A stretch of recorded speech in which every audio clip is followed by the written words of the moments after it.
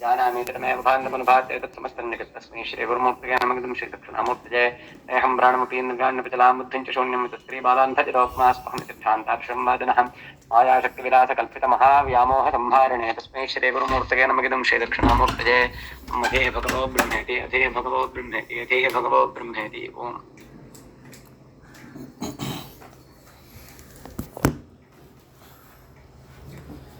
श्री गुरुभ्यो नमः।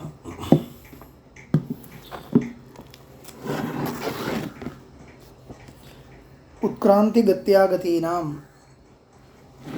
इत्यधिकरणम्। अत्र अन्ते सूत्रचतुष्टयं सिद्धान्तप्रतिपादकं तावत्पर्यन्तं पूर्वपक्षसूत्राणि भवन्ति। उत्क्रान्तिगत्यागतीनां स्वात्मना चोत्तरयोः नाणुरतच्छ्रुतेरिति चेन्न इतराधिकारादित्यादीनि बहूनि पूर्वपक्षसूत्राणि भवन्ति। अनेन अधिकरणेन जीवस्य परिमाणं किम् इति चिन्त्यते। किं परिमाणो जीवः इति। इदानीं तु किं परिमाणो जीव इति चिन्त्यते इति। जीवसम्बन्धिनः अंशाः एव निरूप्यमाणाः वर्तन्ते। इदानीं जीवस्य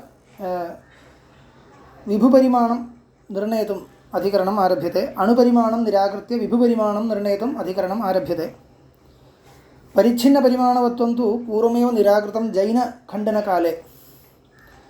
मध्यमपरिमाणम् आशङ्क्य जैनमतम् आदाय मध्यमपरिमाणवत्वम् आत्मनः आशङ्क्य निराकृतं। तथापि अणुपरिमाणं न निराकृतमिति कृत्वा तदर्थम् इदम् अधिकरणम् इत्येव वक्तव्यम्। किम् अणुपरिमाणः उत मध्यमपरिमाणः आहोस्वेत् महापरिमाणः इति। यद्यपि मध्यमपरिमाणः इत्यपि शङ्काकोटित्वेन उत्थापितं तथापि तत्र महत् तात्पर्यं नास्ति। यदि किञ्चित् तात्पर्यं वक्तव्यं तथा अपि वक्तुं शक्यते। जैनाधिकरणे जैनखण्डनकाले यद्यपि मध्यमपरिमाणवत्वं खण्डितम् अथापि पुनः तद्विषयेपि ईषत् अधिका शङ्का कर्तुं शक्यते। मध्यमपरिमाणं खण्डितमपि तदेव वक्तव्यं वा इति ईषत् आशङ्का सम्भवति। यतोहि अत्र उत्क्रान्तिगत्य आगतीनाम् इत्यस्ति। उत्क्रान्तिः गतिः आगतिः एतत्त्रयम् उपपादनीयम् आत्मनः।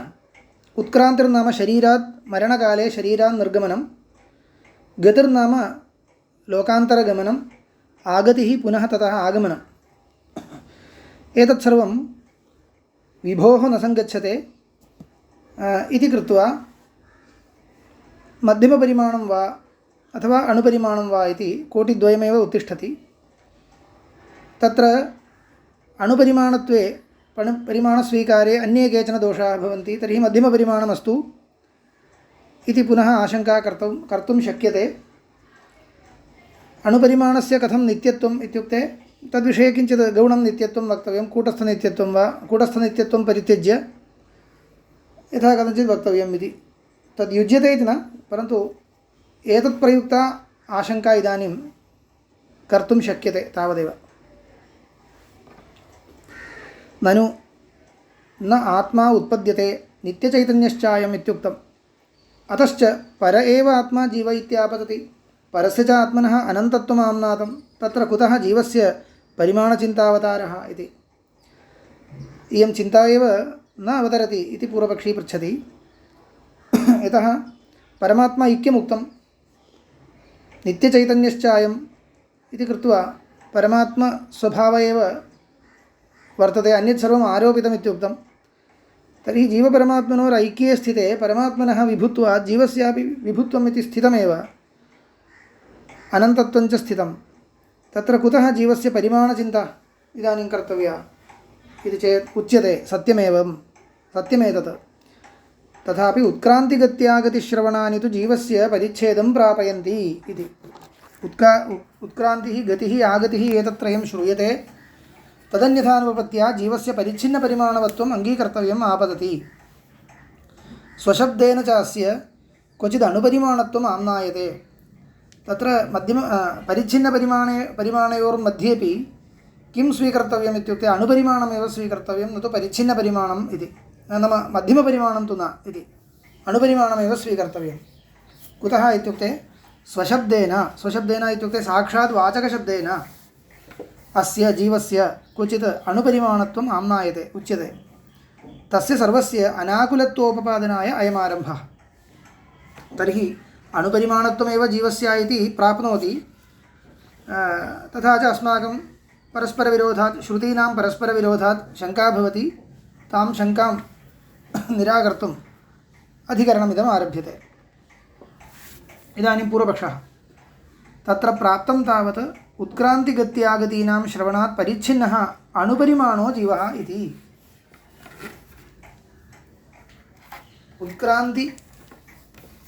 उत्क्रान्तिस्तावत् स यदा अस्मात् शरीरात् उत्क्रामति सहैवेतैः सर्वैरुत्क्रामति इति। इत्युक्ते सहैवेतैः सर्वैः इति भूतसूक्ष्मैः इत्यर्थः। तत्र इदानीं तात्पर्यं नास्ति। उत्क्रामति इति क्वचित् उच्यते खलु। उत्क्रमणं तु विभोर्न भवति इति अन्यथानुपत्या परिच्छिन्नपरिमाणवत्वं वक्तव्यम् इत्यत्रैव इदानीम् अपेक्षा। गतिरपि एवैके च अस्माल्लोकात् प्रयन्ति चन्द्रमसमेव ते सर्वे गच्छन्ति इति गतिः श्रूयते, लोकान्तरगतिः श्रूयते।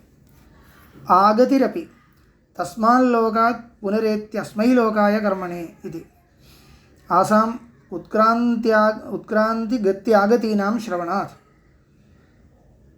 परिच्छिन्नस्तावत् जीवः इति प्राप्नोति।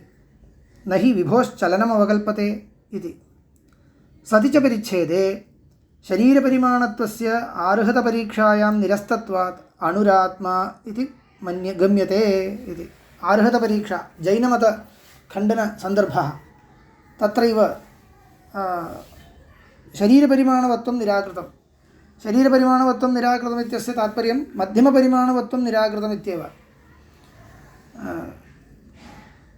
यत्किञ्चित् मध्ये विद्यमानं परिमाणम् अणोः महतश्च मध्ये विद्यमानं यत्किञ्चित् परिमाणं सर्वं निराकृतमेव।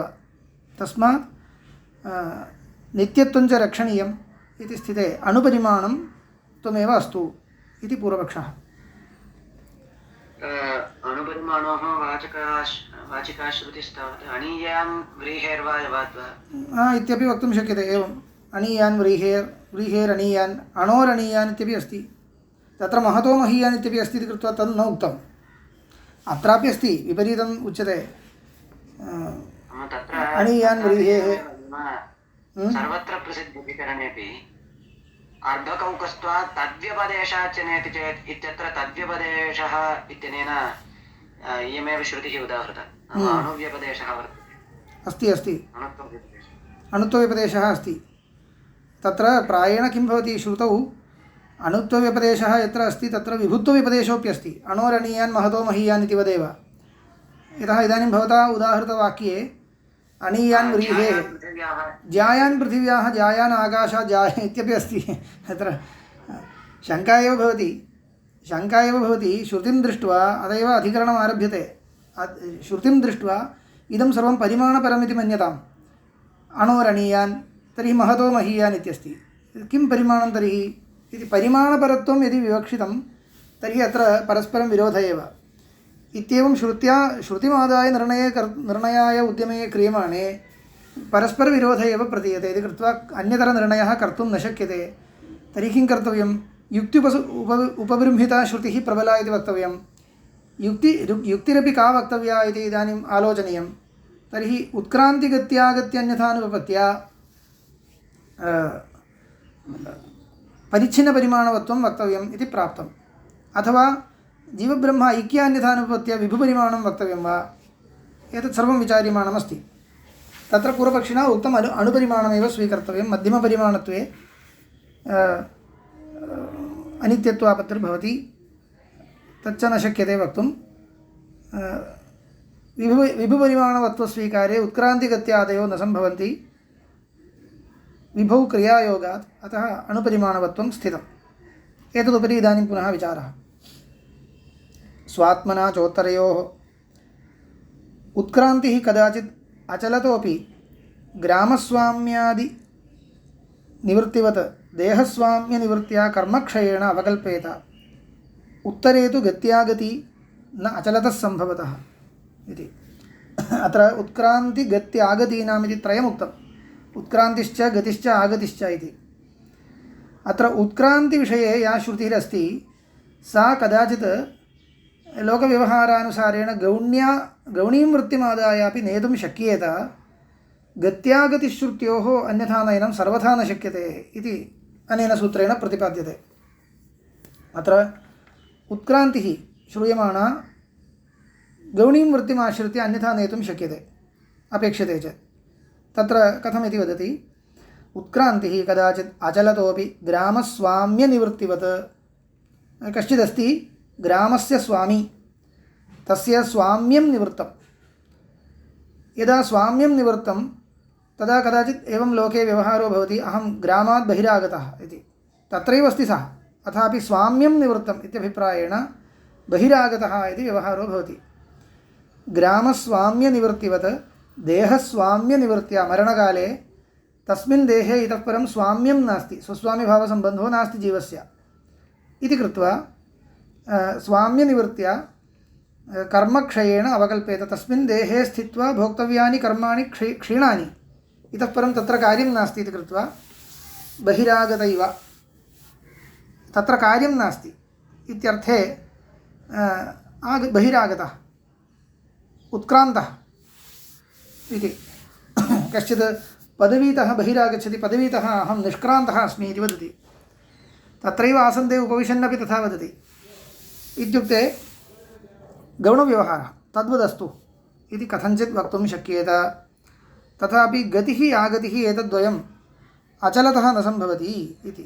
लोकान्तरगतिर्वक्तव्या, ततः पुनः प्रत्यागमनं वक्तव्यम्. एतत् सर्वं चलनं विना न सङ्गच्छते, चलनं च विभोर्न भवति, तस्माद् अणुत्वं वक्तव्यम् इति. स्वात्मना हि तयोः सम्बन्धो भवति गमेः कर्तृस्थक्रियात्वात्. स्वात्मना च उत्तरयोः इति सूत्रं. स्वात्मना एव तयोः सम्बन्धो भवति. सूत्रार्थवर्णनं तयोः गत्यागत्योः सम्बन्धः. गमनागमनाभ्यां सम्बन्धो वक्तव्यं चेत् स्वयमेव तत्र क्रियाविष्टत्वम् आवश्यकम् इत्यर्थः. स्वात्मना स्वस्यैव क्रियाविष्टत्वं विना गत्यागति निरूपयितुं न शक्येते. कुतः? गमेः कर्तृस्थक्रियात्वात्. तत्र कर्तृस्थक्रिया कर्मस्थक्रिया इत्यादि व्यवहारः वैयाकरणानां प्राधान्येन एवं व्यवहारः वर्तते. या क्रिया कर्तरि वैलक्षण्यम् आपादयति सा कर्तृस्थक्रिया. या क्रिया कर्मणि वैलक्षण्यम् आपादयति सा कर्मस्थक्रिया. एवं व्यवहारः. तत्र ग्रामं गच्छति इत्यादि स्थले गमनरूपा क्रिया कर्तर्येव वैलक्षण्यं सम्पादयति. वैलक्षण्यं नाम पूर्वदेशात् अन्यदेशस्थत्वं कर्तुः आगतं. ग्रामे किमस्ति? ग्रामं दृष्ट्वा अयं देवदत्तः आगतो वा न वा इति ग्रामं दृष्ट्वा वक्तुं न शक्यते. कुतः? गमनक्रिया कर्तर्येव वैलक्षण्यं सम्पादयति. क्वचित् तु कर्मस्थक्रिया इत्युच्यते. यथा तण्डुलं पचति इत्यत्र पाककर्मीभूते तण्डुले एव विक्लित्तिरूपः विकारः जायते. तत् पाकानन्तरं वैलक्षण्यं कुत्र दृश्यते इत्येव परीक्षणीयं. तत्र क्रियानिष्पत्त्यनन्तरं क्रियाकृतं वैलक्षण्यं कस्य भवति इति विचार्यमाणे इदं ज्ञातुं शक्यते. कर्तृस्थक्रिया वा कर्मस्थक्रिया वा इति. तत्र देवदत्तस्य गमनानन्तरं देवदत्तस्यैव वैलक्षण्यं जातं, तस्य अन्यत्र विद्यमानत्वम् आगतम् इति इदमेव वैलक्षण्यं. ग्रामे कोऽपि विशेषो नास्ति इति कृत्वा गमेः कर्तृस्थक्रियात्वं वक्तव्यं. तथा च इदं किमर्थमुक्तम् इति चेत् गमनरूपक्रिया कर्तरि किञ्चित् वैलक्षण्यं सम्पादयति इति वक्तव्यम्. एकदेशस्थितस्य देशान्तरस्थितिं सम्पादयति इति अर्थः. एतत् कदा सम्भवति? परिच्छिन्नपरिमाणवत्वे एव सम्भवति, न तु विभुत्वे. अतः अणुत्वं वक्तव्यम्. अमध्यमपरिमाणस्य च गत्यागति अणुत्वे एव सम्भवतः. अस्तु मध्यमपरिमाणमस्तु इत्युच्यमाने अनित्यत्वापत्तिः अनेके दोषाः वर्तन्ते. अतः मध्यमपरिमाणं च परित्यज्य परिमाणान्तरं यदि स्वीकर्तव्यं तर्हि अणुत्वमेव वक्तव्यम्, अन्यत्र अन्यः पक्षो नास्ति इति। अमध्यमपरिमाणस्य च गत्यागती अणुत्वं विना अनुपपन्ना सति अणुत्वं कल्पयति इति अणुत्वे एव सम्भवतः। सत्योश्च गत्यागत्योः उत्क्रान्तिरपि अपसृप्तिरेव देहादिति प्रतीयते। एवञ्च गत्यागत्योः विषये यदि गत्यागत्योर्निरूपणाय यदि अणुपरिमाणवत्वम् अवश्यम् अपेक्ष्यते तर्हि उत्क्रान्तिरपि इदानीं गौणीं वृत्तिमादाय उत्क्रान्तिश्रुतिः नेतव्या इति न युज्यते। तत्रापि मुख्यार्थः एव वक्तव्यः, शरीरात् बहिरागमनम् उत्क्रान्तिः इत्येव वक्तव्यं। तदेव उक्तं सत्योश्च गत्यागत्योः अणुत्वं विना अनुपपन्नयोः सत्योः उत्क्रान्तिरपि अपसृप्तिरेव देहात् बहिरागमनम् इत्येव प्रतीयते। न हि अनपसृप्तस्य कुत्रचित् नाम इदानीम् अणुपरिमाणवतः क्रियावत्वं निषिद्धं खलु, नाम परमाणुजगतकारणत्वाधिकरणे वा कुत्रचित् स्मर्यते? न क्रियावत्वे निषेधो नोक्तः। अणुपरिमाणवत्वे क्रियायाः कः क्लेशः? क्रियायां क्लेशः कोऽपि नास्ति, कुत्रापि नोक्तं। क्रियावत्वे कोऽपि विरोधो नास्ति। नैयायिकानामपि तत्र सम्मतमेव, खण्डनमपि न कृतं, तस्मिन् अंशे खण्डनं न कृतम्। अणोः क्रिया सम्भवति। मनसः मध्यमपरिमाणवत्वं स्वीक्रियते, न तु अणुपरिमाणवत्वं। तद् क्रियान्यथानुपत्या न, परिमाणाद्यन्यथानुपत्या। परिमाणं वक्तव्यं, परिणामः वक्तव्यः। परिणामः वृत्त्याकारेण परिणामः एतत् सर्वं वक्तव्यम्। अन्येपि अनेके अंशाः मनस्सम्बन्धितया निरूपणीयाः भवन्ति इति कृत्वा सङ्कोचविकासशालित्वम् एतत् सर्वं वक्तव्यं चेत् सावयवत्वं वक्तव्यं, मध्यमपरिमाणवत्वं वक्तव्यमिति। क्रियां निरूपयितुं क्लेशः कोऽपि नास्ति। अतः अणुरेव भवतु आत्मा इति। न हि अनपसृप्तस्य देहात् गत्यागतिः स्याताम् इति। देहप्रदेशानाञ्च उत्क्रान्तौ अपादानत्वश्रवणात् इति च तत्र उत्क्रान्तिश्रुतिः उत्क्रान्तिनिरूपणकाले श्रुतिः देहापादानकम् उत्क्रमणं वदति। देहापादानकम् उत्क्रमणं, देहापादानकं नाम देहस्य कांश्चन प्रदेशान् निर्दिश्य ततः उत्क्रामति इति वदति। चक्षुष्टो वा मूर्ध्नो वा अन्येभ्यो वा शरीरदेशेभ्यः उत्क्रामति इति। चक्षुषः सकाशात् उत्क्रामति, तत्र नियमो नास्ति यतः कुतश्चित् इति। सामान्याः ये जीवाः भवन्ति तेषाम् उत्क्रमणे नियमो नास्ति।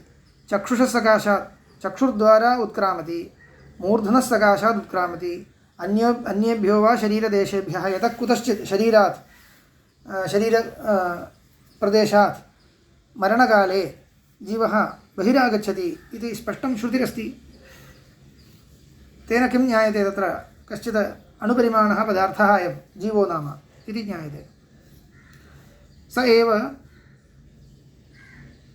स एतास्तेजो मात्राः समभ्याददानः हृदयमेव अन्वक्रामति शुक्रमादाय पुनरैति स्थानम् इति च आन्तरेऽपि शरीरे शारीरस्य गत्यागतिः भवतः।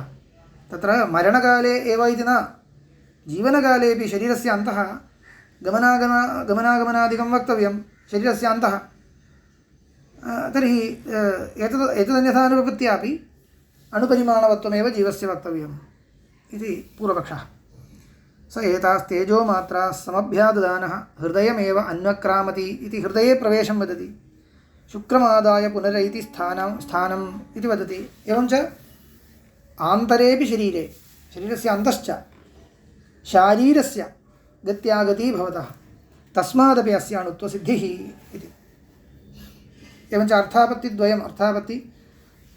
त्रयम् अत्रैव उत्क्रान्तिगत्यागतीनामिति। उत्क्रान्त्यन्यथानुपत्या, गत्यन्यथानुपत्या, आगत्यन्यथानुपत्या, तच्च मरणकालीना वा भवतु जीवनकालीना शरीरस्य अन्तः सञ्चारस्वातन्त्र्यमस्ति तस्य, तद्वा स्वीक्रियतां।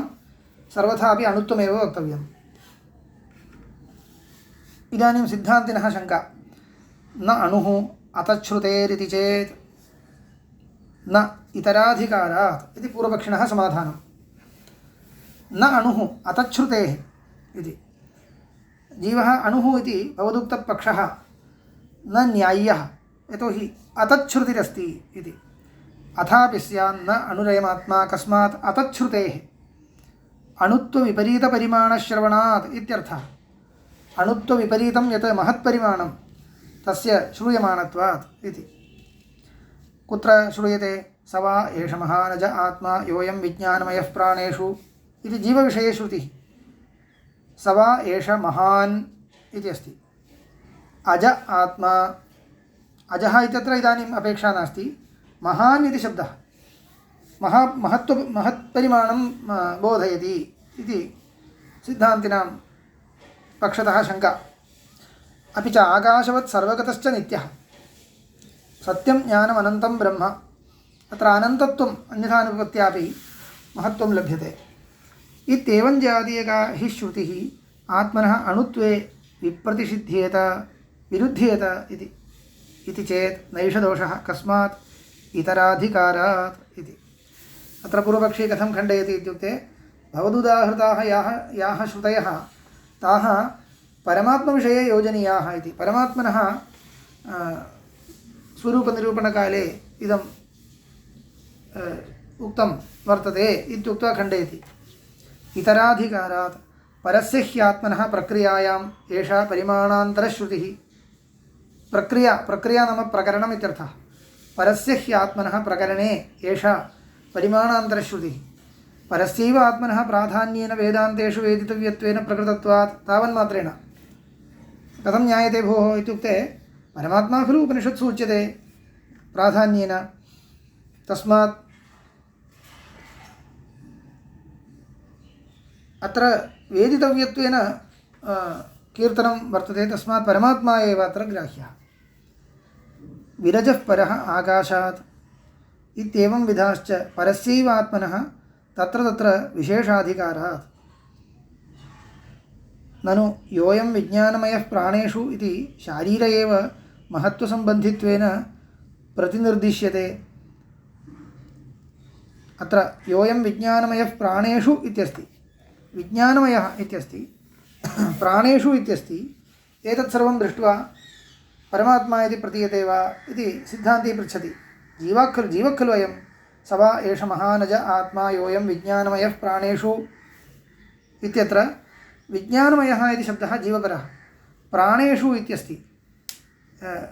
तत्र इन्द्रियाणां मध्ये यः विज्ञानमयः इति कः अस्ति? सः परमात्मा इति न, जीवात्मा खलु निर्दिष्टः इति पृष्टे तत्र वदति योऽयं विज्ञानमयः प्राणेषु इति शारीर एव महत्त्वसम्बन्धित्वेन प्रतिनिर्दिश्यते खलु इति शास्त्रदृष्ट्या त्वेष निर्देशो वामदेववत् द्रष्टव्यः इति। अत्र शास्त्रदृष्ट्या तु उपदेशः इति न्यायेन योज्यताम् इति। शास्त्रदृष्ट्या तु उपदेशेन इत्युक्ते कोऽर्थः? जीवात्मनः एव परमात्मभावम् अङ्गीकृत्य परमात्मस्वभावम् आलोच्य यदा जीवात्मा वर्ण्यते तदानीम् एवं वर्ण्यते इति। तर्हि इदानीं जीवब्रह्म ऐक्यं स्वीकृत्यैव अयं पूर्वपक्षः इति भाति खलु। अतः तथैव भाति इति न, तथैव जीवब्रह्म ऐक्यमस्तु। जीवब्रह्म ऐक्यं यदा उच्यते तदानीं तथा भवतु। जीवस्य तु संसारदशायां किं परिमाणम् इति पृष्टे अणुपरिमाणम् इति वक्तव्यम् इति पूर्वपक्षिणाम् आशयः। मोक्षकाले तु परमात्मा ऐक्यं यदा प्राप्नोति तदानीं किं परिमाणम् इति पृष्टे विभुपरिमाणम् इति उच्यताम्। व्यवहारदृष्ट्या तु अणुपरिमाणं वक्तव्यम्। अत्र अधिकरणस्य तात्पर्यं तथैव। जीवब्रह्म ऐक्यम् अङ्गीकृत्य अयं पूर्वपक्षः। तर्हि किं कर्तव्यम् इत्युक्ते परमार्थदृष्ट्या जीवब्रह्म ऐक्यं स्वीकृतं वर्तते, तद्दृष्ट्या विभुपरिमाणं जीवस्य इति अयं पूर्वपक्षी अङ्गीकरोति, सः विशेषः। परमार्थदृष्ट्या विभुपरिमाणं भवतु तत् कथं परमेश्वर ऐक्यम् अङ्गीकृत्य वक्तव्यं परमेश्वर ऐक्यदृष्ट्या विभुपरिमाणमस्तु एवञ्च यत्र कुत्रापि जीवस्य विभुपरिमाणं श्रुतिषु उच्यते तत्र सर्वत्र परमात्मा ऐक्यदृष्ट्या तदुच्यते इत्यङ्गीक्रियताम् इति पूर्वपक्षः तर्हि अणुपरिमाणमिति किमुच्यते इत्युक्ते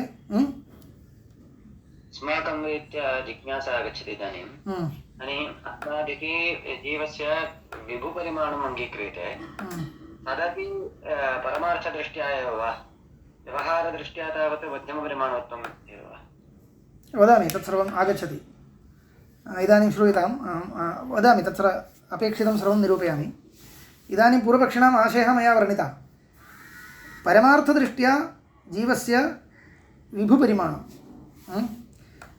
व्यवहारदृष्ट्या किम् इत्येव इदानीं विचारः अस्मिन् अधिकरणे जीवस्य व्यावहारिकं परिमाणं किम् इत्येव इदानीं चिन्त्यमानमस्ति इति सम्यक् दृढीकर्तव्यं व्यावहारिकं परिमाणं व्यवहारदृष्ट्या जीवस्य किं परिमाणमिति वक्तव्यम् इत्युक्ते तत्तु विभुपरिमाणं न अणुपरिमाणमिति वक्तव्यम् इति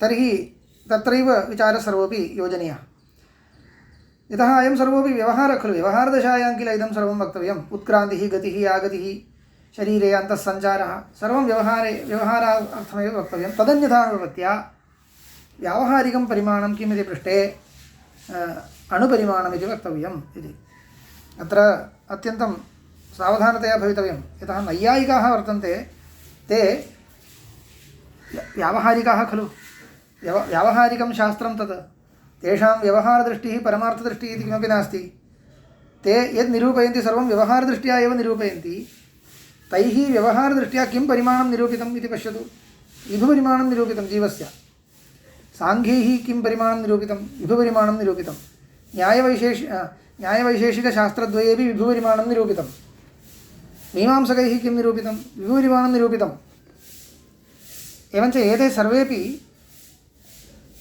व्यवहारदृष्टिमेव आलोच्य शास्त्रं जीवस्वरूपम् आलोचयन्तः सन्ति तैः सर्वैरपि जीवस्य विभुपरिमाणम् उक्तम् इति न विस्मर्तव्यम् अणुपरिमाणं नैव उक्तं व्यवहारदृष्ट्या एव तैः उक्तमस्ति अयं विशेषः अस्माकं दर्शनेषु अणुपरिमाणं केन उक्तम् इत्युक्ते वस्तुगत्या उच्यते चेत् पश्चादागतैरेव सिद्धान्तत्वेन स्वीकृतं पश्चादागतैः वेदान्तिभिरेव सर्वैरपि प्रायेण सर्वैः इत्युक्ते सर्वैः वेदान्तिभिः अन्यैः केवलं विशिष्टाद्वैतमते माध्वमते इत्येव न अन्येष्वपि वेदान्तेषु जीवस्य अणुत्वं स्वीकृतम् इति विशेषः अद्वैतशास्त्रे एव व्यवहारदृष्ट्यापि महत्त्वं विभुपरिमाणं वक्तव्यम् इति उक्तमस्ति वेदान्तिनां मध्ये अयम् इदानीं पूर्वपक्षः इति यः उच्यते सः तेषां सिद्धान्तः इदानीम् अस्माभिः पूर्वपक्षः इति यः पक्षः वर्ण्यते सः एव तेषां सिद्धान्तत्वेन स्वीकृतः इति ततः पूर्वं कस्यापि वादिनः अयं सिद्धान्तो नासीत् पूर्वपक्षत्वेन अणुत्वं पूर्वपक्षीकृत्य निराक्रियमाणं दृश्यते सर्वत्र न्यायादिग्रन्थेष्वपि अत्र तु इदानीं श्रुतिं परीक्ष्य विचारः प्रवर्तते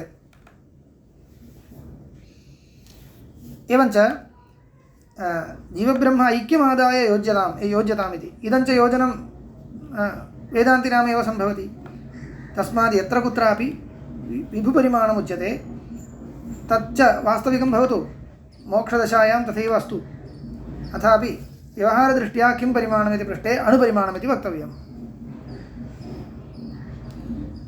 स्वशब्दोन्मानाभ्याञ्च इतश्च अणुरात्मा यतः साक्षादेव अस्य अणुत्ववाची शब्दः श्रूयते साक्षादेव अयमेव स्वशब्दः स्वशब्दश्च उन्मानञ्च स्वशब्दोन्माने ताभ्यां स्वशब्दोन्मानाभ्याम् अंशद्वयम् एकः स्वशब्दः अनन्तरम् उन्मानं किमिति वक्ष्यामि प्रथमतः स्वशब्दः एषोऽणुरात्मा चेतसा वेदितव्यो यस्मिन् प्राणः पञ्चधा संविवेश इति अणुरात्मा इत्यस्ति इति प्राणसम्बन्धाच्च जीव एव अयम् अणुरभिहितः इति गम्यते इति। अत्र परमात्मपरतया योज्यताम् इति वक्तुं न शक्यते, अन्यपरतया योज्यताम् इति वा वक्तुं न शक्यते। अतः प्राणसम्बन्धः दर्शितः।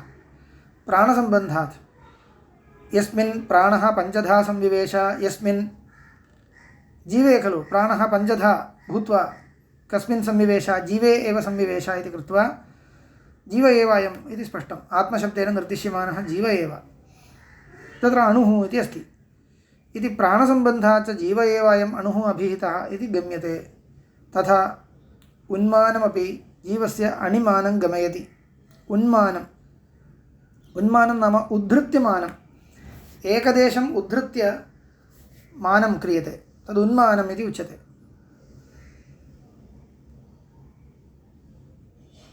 बालाग्रशतभागस्य शतधा कल्पितस्य च भागो जीवस्य विज्ञेयः इति।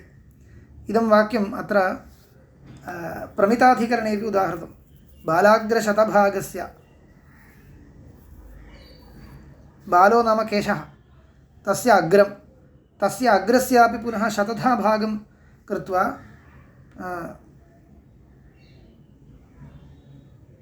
यदा पश्यामः तदानीं तस्य एको भागः जीवः इति। किमर्थमिदम् एवम् उच्यते इत्युक्ते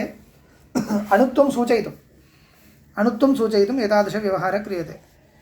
इदमेव उन्मानम् इत्यनेन उच्यते। एवं प्रदर्शनं नास्ति वा?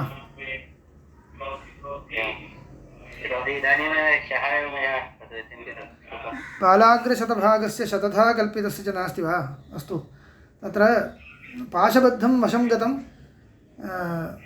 निश्चकर्षयमो बलादित्युदाहृतम्। इदमपि वाक्यं नोक्तं वा परिमाणं दर्शयितुं?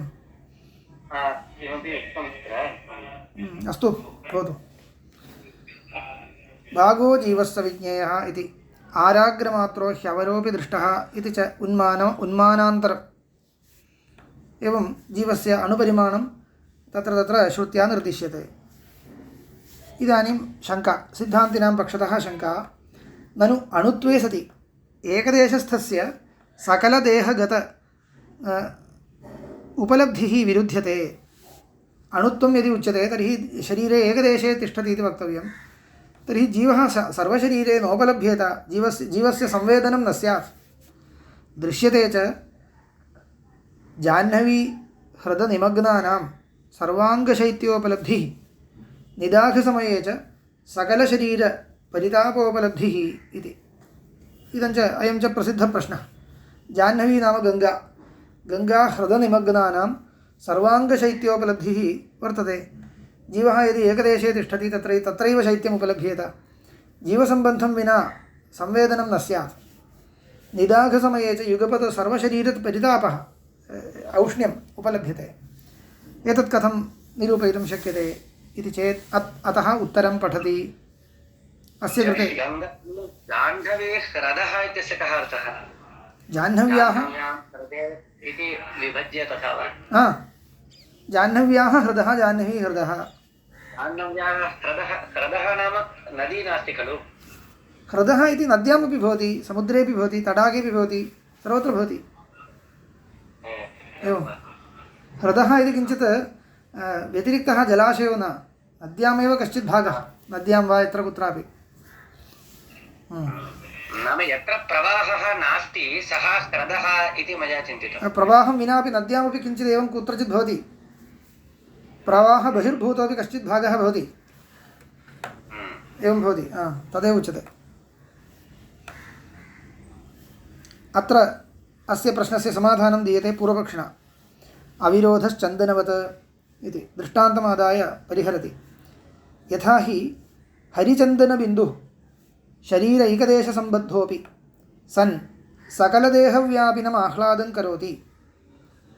दृष्टान्तः अवगतः खलु? हरिचन्दनबिन्दुः शरीरे एकत्र स्थाप्यते, परन्तु सर्वत्र शरीरे कश्चन उन्मेषः अनुभूयते इति लोके अनुभूतम्। एवम् आत्मा अपि देहैकदेशस्थः सकलदेहव्यापिनं व्यापिनीम् उपलब्धिं करिष्यति इत्यस्तु इति। एतत्तु तथा दृष्टान्तमात्रेण तृप्तिर्न जाता चेत् तदुपरि उच्यते, उपपत्तिश्च उच्यते। त्वक्सम्बन्धाच्चास्य सकलशरीरगता वेदना न विरुध्यते इति। त्वक्सम्बन्धः तत्र त्वगिन्द्रियं सर्वशरीरव्यापी। आत्मा एकत्र तिष्ठति चेदपि एकत्र स्थितस्य अणोः आत्मनः त्वचा सह सम्बन्धो वर्तते। त्वक् च इयं सर्वदेशशरीरवर्ती इति कृत्वा सर्वस्मिन् शरीरे तस्य उपलब्धिः त्वग्द्वारा सम्पादयितुं शक्यते इति। एतदर्थम् आत्मनः व्यापित्वं वक्तव्यमिति नास्ति। इत्युक्ते आत्मनः स्वयं व्यापित्वाभावेपि व्यापिना अन्येन पदार्थेन सम्बन्धो वर्तते चेत् पर्याप्तम् इति। तदादाय लोके कुत्रचित् एवं केषाञ्चित् पदार्थानाम् एवं दृश्यते, तद्वत् अत्र योज्यताम् इति। त्वगात्मनोर्हि सम्बन्धः कृत्स्नायां त्वचि वर्तते, त्वक् च कृत्स्नशरीरव्यापिनी इति। कृत्स्नायां त्वचि त्वगात्मनोः सम्बन्धः इत्युक्ते आत्मसम्बन्धी त्वक् सर्वशरीरे वर्तते इत्येव। आत्मसम्बन्धिनी त्वक् तत् कथं भवति? आत्मनः अणुत्वे सर्वांशेन सम्बद्धत्वं कथम् आत्मनः? कुतः इत्युक्ते त्वगिन्द्रियम् एकम् इति वक्तव्यम्। एकेन सम्बन्धो वर्तते इत्येव। एकांशे सम्बन्धः अस्ति इत्येव आगच्छति। अस्तु, पर्याप्तम्। त्वचा सम्बन्धो वर्तते, अतः उक्तम् आत्मसम्बद्धत्वक् सर्वत्र व्याप्ता। जलाशये पादस्य स्थापनमात्रेण सर्वेषु अङ्गेषु शैत्यं नानुभूयते। मास्तु, तेन किम्? यदि दृष्टान्त नाम अत्र विरोधः आगच्छति खलु। नाम आत्मा त्वचा त्वगेकदेशे सम्बद्धः, तर्हि सर्वांशेन उपलब्धिः शरीरावच्छेदेन इति उक्तम्। तत्र किञ्चित् कथञ्चित् तत्रापि स्यात् खलु। तर्हि तत्रापि नाम यदि किं पाददेशावच्छेदेन पादावच्छेदेन या त्वग् वर्तते तया सह सम्बद्धः आत्मा इत्यतः शरीरत्वावच्छेदेन शैत्योपलब्धिः स्यात् इति प्रश्नः। कथञ्चित् योजयितुं शक्यते। तत्र पादमात्रस्य सम्बन्धे सत्यपि आशरीरं सकलशरीरे कश्चित् अनुभवः भवति, पूर्वापेक्षया कश्चित् अनुभवः विलक्षणतया भवति। पादांशे तु अनुभवविशेषश्च भवति, तावदेव। अयं पक्षः अत्यन्तम् उपपादयितुं शक्यते इति नास्ति, बहु दूरं गन्तुं न शक्यते। यथाशक्ति किञ्चित् न्यायः वक्तव्यः, तावदेव। खण्डनीयः पक्षः। त्वत्सम्बन्धाच्च अस्य सकलशरीरगता वेदना न विरुध्यते इति। त्वगात्मसंयोगः ज्ञानमात्रं प्रति कारणम् इत्यपि उच्यते। तदादाय योजयितुं शक्यते। अग्रिमं सूत्रम् अवस्थितिवैशेष्यादिति चेन्न अभ्युपगमात् धृतिः। एतस्यापि इदानीं यदुक्तं तदपि खण्डयति। अवस्थितिवैशेष्यादिति चेत् इति अत्राह यदुक्तम् अविरोधश्चन्दनवत् इति तदयुक्तम् उपरिकोटिः। दृष्टान्तदाष्टान्तिकयोरतुल्यत्वात् सिद्धे ह्यात्मनो देहैकदेशस्थत्वे चन्दनदृष्टान्तो भवति। एवं खलु, आत्मनः एकदेशस्थत्वे सिद्धे चन्दनवत् इति वक्तुं शक्यते। प्रत्यक्षं तु चन्दनस्य अवस्थितिवैशेष्यम् एकदेशस्थत्वं सकलदेहाह्लादनञ्च। तत्र लोके तु तथा यत्र दृष्टं तत्र तदन्य दृष्टस्थले तथा कल्पयितुं शक्यते। चन्दनम् एकदेशे तिष्ठति, सकलशरीरे आह्लादं करोति इति। आत्मनः पुनः सकलदेशोपलब्धिमात्रं प्रत्यक्षं न एकदेशवर्तित्वम् इति। आत्मनः प्रत्यक्षानुभवः कीदृशः वर्तते? सकलदेशे उपलब्धिः, संवेदनम्, इदमेव आत्मनः प्रत्यक्षं नाम, अन्यत् किमपि नास्ति। आत्मनः प्रत्यक्षम् इत्युक्ते शरीरे यत्र कुत्रापि स्पृष्टं चेदपि अहम् इति अनुभवः वर्तते, मामयं स्पृशति। इदमेव आत्मनः सर्वशरीरव्यापित्वे लिङ्गं। शरीरे यत्र कुत्रापि स्पृशतु अयं मां स्पृशति, अहम् अनेन स्पृष्टः इति अनुभवो वर्तते। तर्हि तत्र सर्वांशेन शरीरे आलिङ्गनं यदा क्रियते सर्वांशेन स्पृष्टः युगपत् इत्यपि अनुभवो वर्तते। एवं च अनेन किम् अवगम्यते इत्युक्ते आत्मनः शरीरे सर्वत्र संवेदनम् अनुभवसिद्धम् एतत्तु अणुत्वं वा विभुत्वं वा इति तु इदानीं सन्दिग्धं तस्यां दशायां चन्दनवत् इति झटिति दृष्टान्तीकर्तुं न शक्यते इति पृच्छति। अनुमेयं तु तदिति यदप्युच्येत न चात्र अनुमानं सम्भवति। किम् आत्मनः सकलशरीरगता वेदना त्वगिन्द्रियस्यैव सकलदेहव्यापिनः सतः किं वा विभोर्नभसैव आहोस्वित् चन्दनबिन्दोरणोरिव अणोरेकदेशस्थस्य इति संशय अनतिवृत्तेः इति। तत्र अनुमातुं न शक्यते, संशये एव भवति। इदं च आत्मनः सकलशरीरगता वेदना, वेदना नाम संवेदनं ज्ञानं, तत् कथम् इति निरूपणीयमस्ति। त्वगिन्द्रियस्य इव सकलदेहव्यापिनः सतः त्वगिन्द्रियवदस्ति वक्तव्यं वा अथवा त्वगिन्द्रियवत् मध्यमपरिमाणं स्वीकृत्य वक्तव्यं वा अथवा आकाशवत् विभुपरिमाणं स्वीकृत्य वक्तव्यं वा अथवा चन्दनवत् अणुपरिमाणं नाम अत्यन्तं सूक्ष्मपरिमाणं स्वीकृत्य एकदेशस्थत्वं स्वीकृत्य वक्तव्यं वा इति निर्णेतुं न शक्यते। अत्रोच्यते नायं दोषः कस्मात् अभ्युपगमात् अवस्थितिवैशेष्यादिति चेन्न अभ्युपगमात् हृदि हि इति अंशत्रयं सूत्रे। अभ्युपगमात् हृदि हि नायं दोषः कस्मात् अभ्युपगमात् अभ्युपगम्यते हि आत्मनोऽपि चन्दनस्य इव देहैकदेशवर्तित्वम् अवस्थितिवैशेष्यम् इति। तत्र लोकानुभवानुसारेण आत्मा कुत्र अवस्थितः इति निरूपयितुं न शक्येत।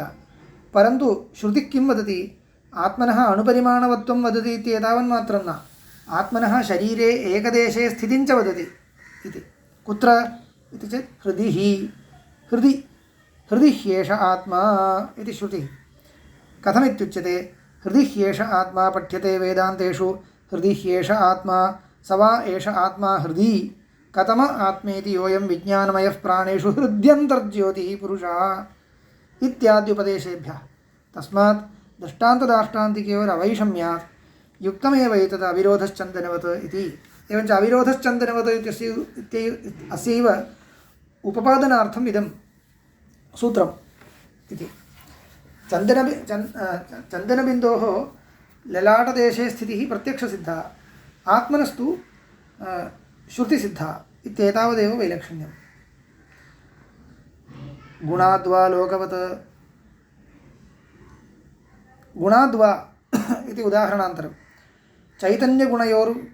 चैतन्यगुणव्याप्तेर्वा अणोरपि सतो जीवस्य सकलदेहव्यापि कार्यं न विरुध्यते इति। जीवः अणुपरिमाणश्चेदपि तस्य गुणः चैतन्यं तत् सर्वत्र व्याप्तम् इति स्वीकुर्मः इति। चैतन्यगुणव्याप्तेः चैतन्यरूपो यो गुणः तस्य व्याप्तत्वात् अणोरपि सतो जीवस्य सकलदेहव्यापि कार्यं न विरुध्यते। यथा लोके मणिप्रदीपप्रभृतीनाम् अपवरक एकदेशवर्तिनामपि प्रभा अपवरकव्यापिनी सती कृत्स्ने अपवरके कार्यं करोति तद्वत् लौकिकदृष्टान्तः। मणिप्रदीपप्रभृतीनाम् अपवरक एकदेशवर्तिनामपि, मणिस्तु एकदेशे वर्तते, प्रदीपः एकदेशे वर्तते, तथापि अपवरकव्यापिनी सती कृत्स्ने अपवरके कार्यं करोति प्रभा तद्वदेव अस्तु। स्यात् कदाचित् चन्दनस्य सावयवत्वात् सूक्ष्मावयवविपरिणामेनापि सकलदेहे आह्लादयितृत्वं न त्वणोर्जीवस्य अवयवाः सन्ति योऽयं सकलदेहं विप्रसर्पेत् इत्याशङ्क्य गुणाद्वा लोकवत् इत्युक्तम् इति।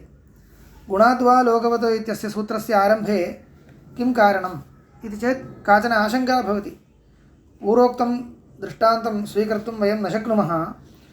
तत्र चन्दनबिन्दुस्तु सावयवपदार्थः कथञ्चित् स्व अवयवैः सम्बन्धं प्राप्य सर्वशरीरवर्ती आह्लादं जनयति इति कथञ्चित्, तदपि कथञ्चिदेव कथञ्चित् वक्तुं शक्येत, परन्तु तदपि जीवस्य विषये वक्तुं न शक्यते तस्य निरवयवत्वात् अणुत्वस्वीकारे। यतः चन्दनबिन्दुस्तु अणुर्न मध्यमपरिमाणपदार्थः, जीवस्तु अणुः इति यदा उच्यते सावयवत्वं न वक्तव्यम्। अणुत्वमेव किमर्थं स्वीकृतं? विनाशवारणाय खलु, अतः सावयवत्वं न वक्तव्यं। सावयवत्वस्वीकारे पुनः अणुत्वस्वीकारेणापि प्रयोजनं न स्यात्। अतः अणोरवयवा न सन्ति तर्हि कथम् अयं सकलदेहं विप्रसर्पेत्, सर्वेषु देहेषु अयं सम्बन्धं प्राप्नोति, निरवयवः अणुः एकदेशस्थोऽपि इत्येतत् कथं युज्यते? नैव युज्यते इति। त्वगिन्द्रियेण सम्बन्धं प्राप्य इत्युक्तं, तावतापि त्वगिन्द्रियस्यापि एकदेशे एव सम्बन्धो भवति, न तु सर्वत्र।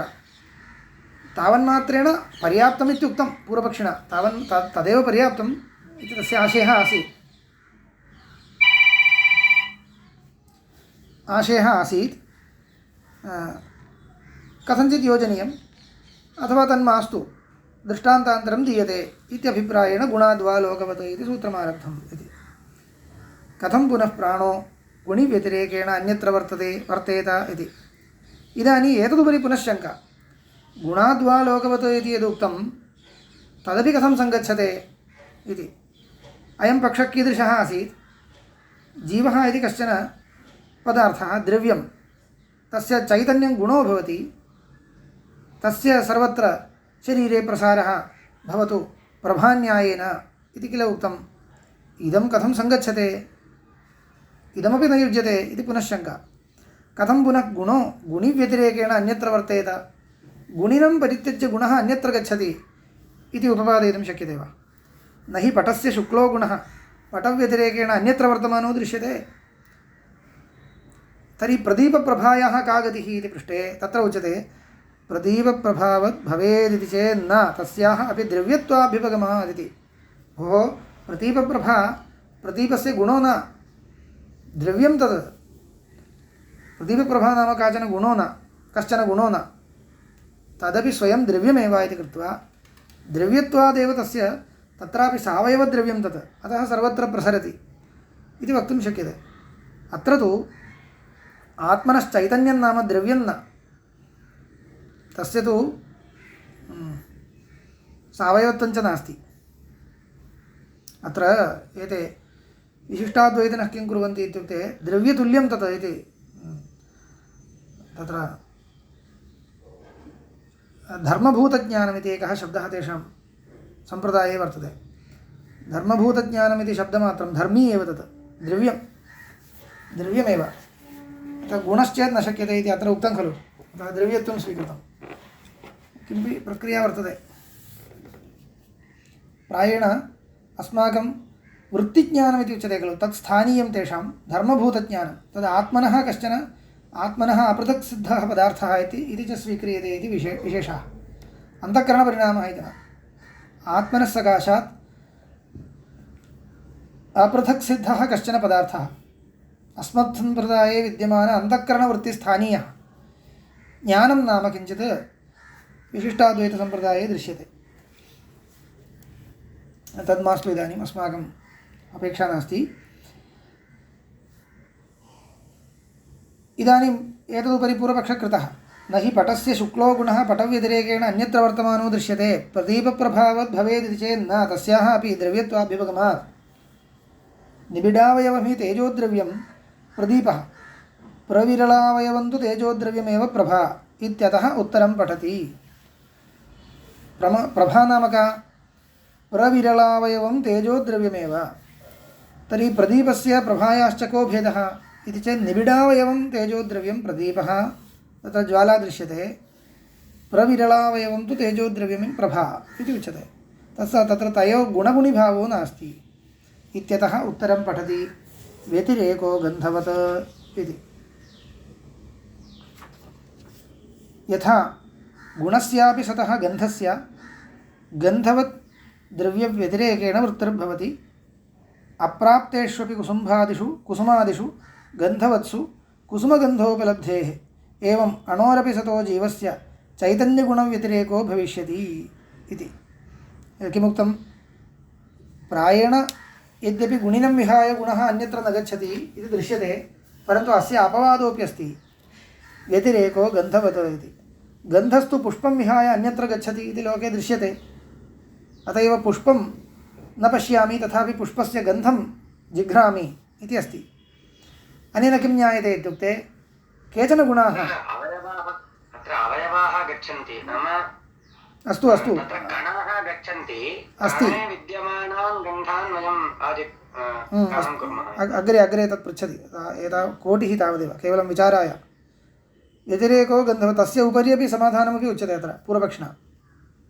भवदुक्तप्रश्नस्य उपरि अपि समाधानम् उच्यते यथा गुणस्यापि सतो गन्धस्य गन्धवद्द्रव्यव्यतिरेकेण वृत्तिर्भवति अप्राप्तेष्वपि कुसुमादिषु गन्धवत्सु कुसुमगन्धोपलब्धे एवं अणोरपि सतो जीवस्य चैतन्यगुणव्यतिरेको भविष्यति चैतन्यगुणव्यतिरेकेण गुणी अन्यत्र तिष्ठति गुणः अन्यत्र गच्छति इत्यस्तु एवञ्च अयम् उत्सर्गः तथा भवति गुणिनं विहाय गुणः अन्यत्र न गच्छति इति परन्तु केचन गुणाः गुणिनं विहायापि अन्यत्र गच्छन्ति इति कल्प्यताम् इति कल्पना खलु कर्तुं शक्यते इति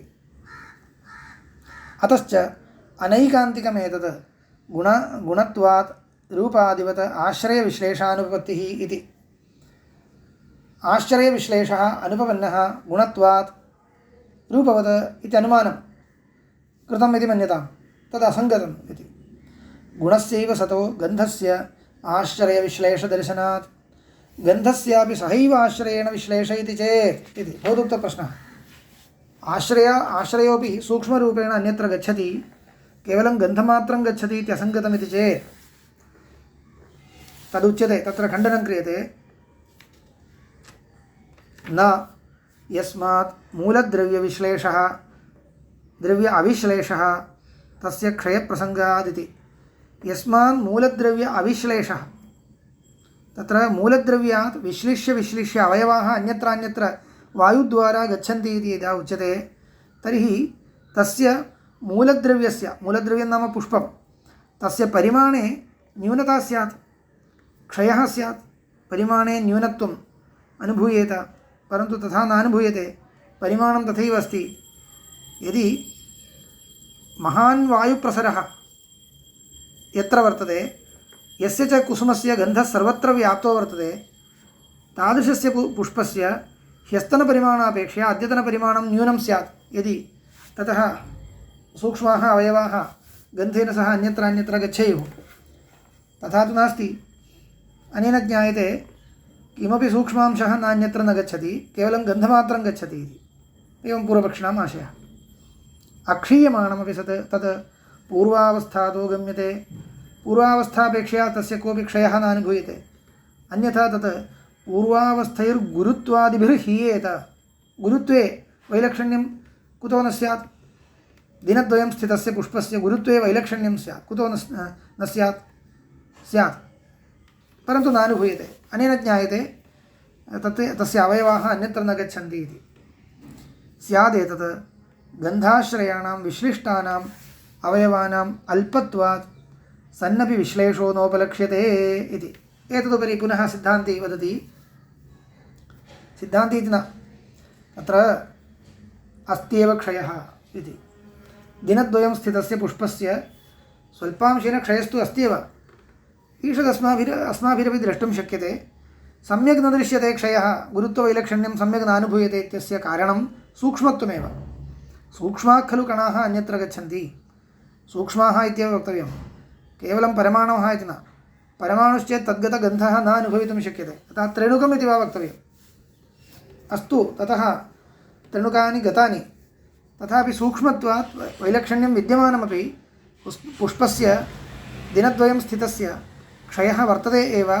विद्यमानोऽपि क्षयः न उपलक्ष्यते सौक्ष्म्यात् इति वक्तुं शक्यते खलु इति गन्धाश्रयाणां विश्लिष्टानाम् अवयवानाम् अल्पत्वात् सन्नपि विशेषो नोपलक्ष्यते सूक्ष्मा हि गन्धपरिमाणवः सर्वतः विप्रसृताः गन्धबुद्धिमुत्पादयन्ति नासिकापुटम् अनुप्रविशन्तः इति परमाणवः इत्युक्ते अणुः इत्यत्र तात्पर्यं नास्ति सूक्ष्मकणाः नासिकाम् आगत्य तत्रत्यं गन्धम् अनुभावयन्ति इत्येव वक्तव्यम् इति चेत् न तत् खण्डयति।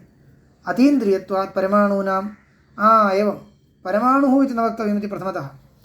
परमाणुः इत्युच्यते चेत् तेषाम् अतीन्द्रियत्वात् स्फुटगन्धोपलब्धेश्च नागकेसरादिषु इति। नागकेसरादिषु नागकेसरम् इति पुष्पविशेषः नागकेसरः तस्य तत्र स्फुटः गन्धः उपलभ्यते।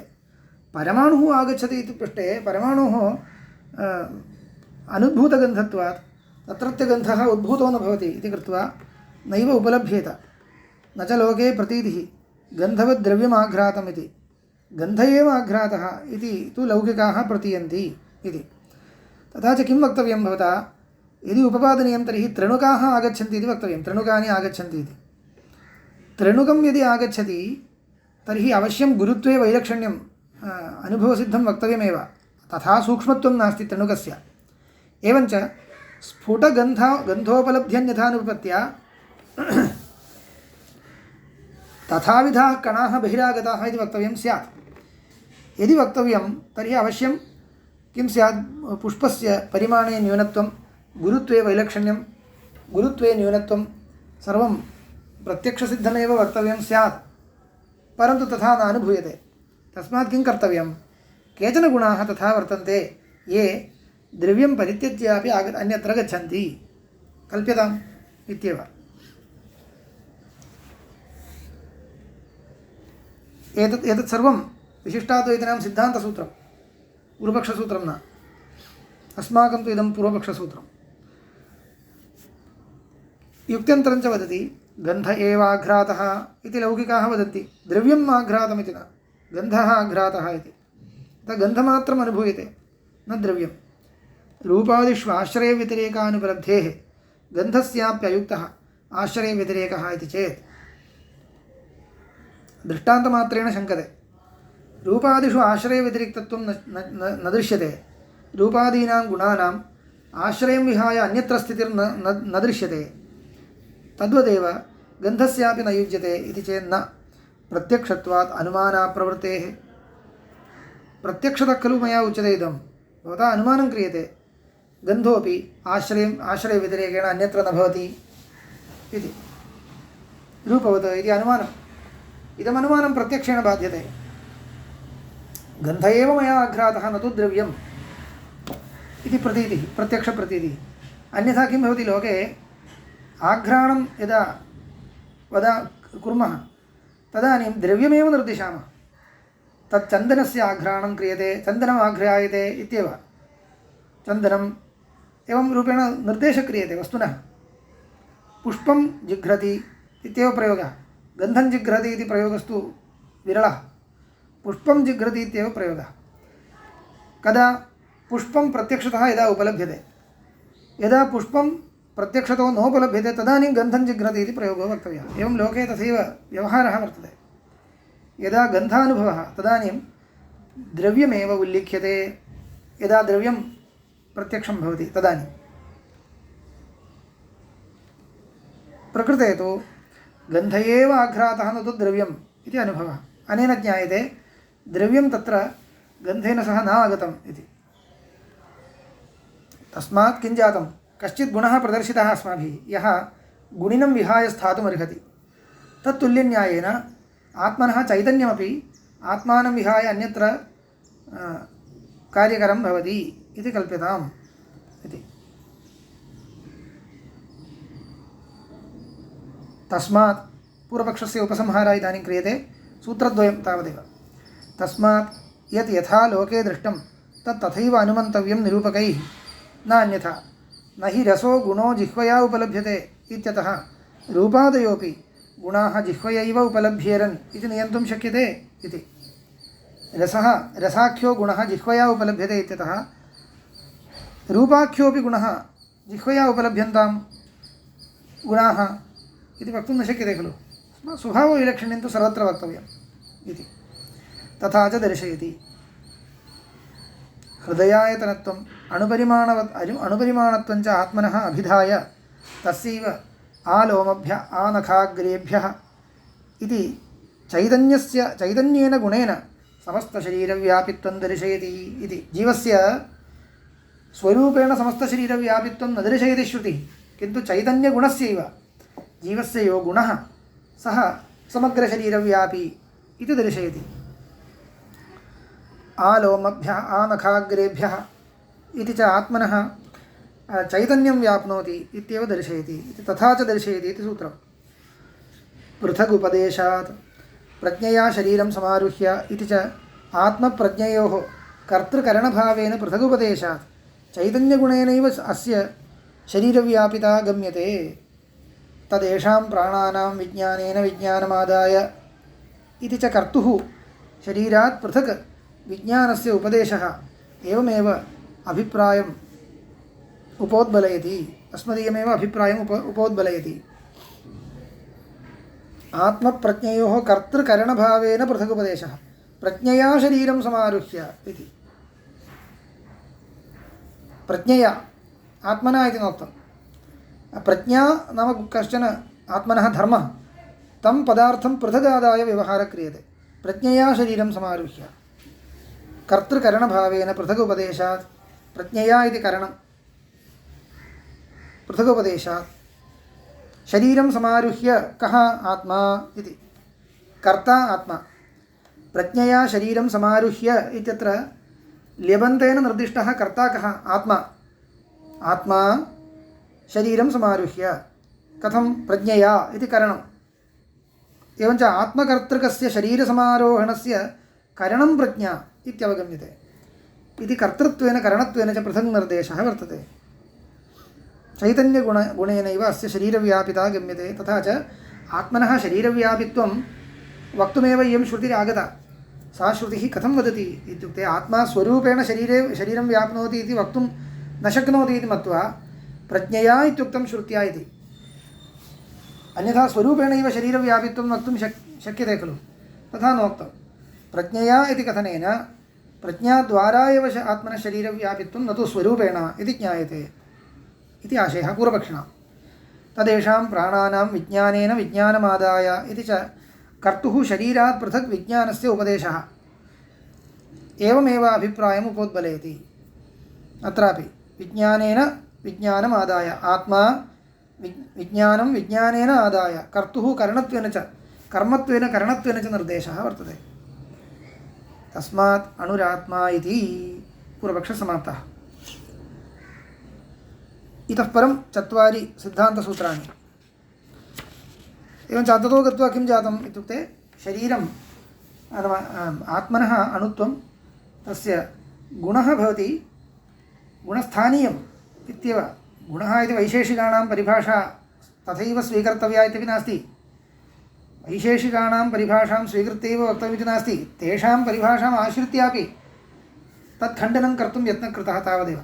वैशेषिकैः गुणः गुणः इति यद् उच्यते तत् स्थानीयम् इदम् इति उच्यताम्। अस्य च अयं विशेषः आत्मानं परित्यज्य आश्रयं परित्यज्य अन्यत्र गमने अपि सामर्थ्यं वर्तते। तादृशः कश्चित् पदार्थः ज्ञानं नाम इत्युच्यते चेत् सर्वं सुस्थं। तथा च किं जातम्? आत्मा अणुपरिमाणः इत्येतं पक्षमादायापि जाह्नवीहृदनिमग्नस्य सर्वाङ्गीणशैत्योपलब्ध्यादिकं निरूपयितुं शक्यते। कथम् इत्युक्ते स्वकीयगुणद्वारा ज्ञानद्वारा ज्ञानस्य सर्वशरीरव्याप्तत्वं वर्तते। गुणैव गुणः इत्येव तथा स्वीक्रियताम् इत्युच्यमाने अनुभवविरोधोऽपि नास्ति। श्रुतिश्च स्वयम् आत्मा अणुः इति दर्शयति। या तद्व्यतिरिक्ता श्रुतिः सा परमार्थतः जीवब्रह्मैक्यमादाय मोक्षकालीनं पारमार्थिकं विभुपरिमाणं श्रावयति इत्युच्यताम्। एवञ्च जीवस्य अणुत्वपक्षः एव व्यावहारिकः युज्यते इति एवं पूर्वपक्षः उपसंह्रियते। अस्तु।